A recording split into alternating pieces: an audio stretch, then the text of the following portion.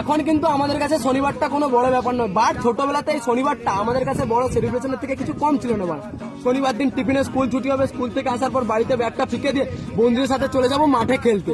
মাঠে খেলে মাঠ থেকে আসবো, পা ধুয়ে টিউশন যাবো, টিউশন থেকে এসে খাওয়া দাওয়ার পর যে অনুভূতিটা বা যে মজাটা, এখন বড় বড় উৎসবেও সেরকম মজা পাই না।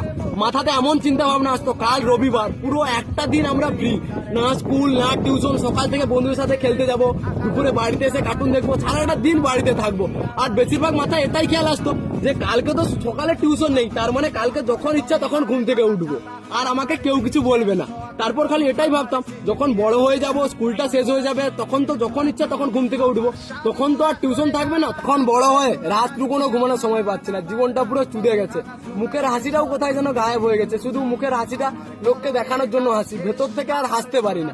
ছোটবেলাটাকে প্রচুর পরিমাণে মিস করছি, যাদের সাথে একসাথে খেলাধুলা করে একসাথে টিউশন যেতাম, স্কুল যেতাম, যাদের সাথে বড় হয়েছি বন্ধু বান্ধবদের সাথে, তারা এখন সবাই যে যার কাছে ব্যস্ত, যে যার আল্লাহ আল্লাহ শহরে, কেউ পড়াশোনা, কেউ কাজ নিয়ে। তারা যখন বাড়ি আসে তখন আমি বাড়িতে থাকি না, আর আমি যখন বাড়িতে থাকি তখন তারা কাজে ব্যস্ত থাকে, কাজ নিয়ে সবাই ব্যস্ত, ফোনেও আর তেমন একটা কথা সাক্ষাৎ হয় না। ছোটবেলাটাকে প্রচুর পরিমাণে মিস করছি। বিশ্বাস করো, যদি এমন কোনো টাইম মেশিন বা কোনো কিছু থাকতো না মুভির মতন, আমি এখনই ছোট হয়ে যেতাম। তখন একটা মুক্তি পেতে চেয়েছিলাম যে স্কুল লাইফ থেকে মুক্তি পেলে অনেক কিছু হয়ে যাবে। এখন বন্ধুদেরকেও প্রচুর পরিমাণে মিস করছি, আর সে ছোটবেলার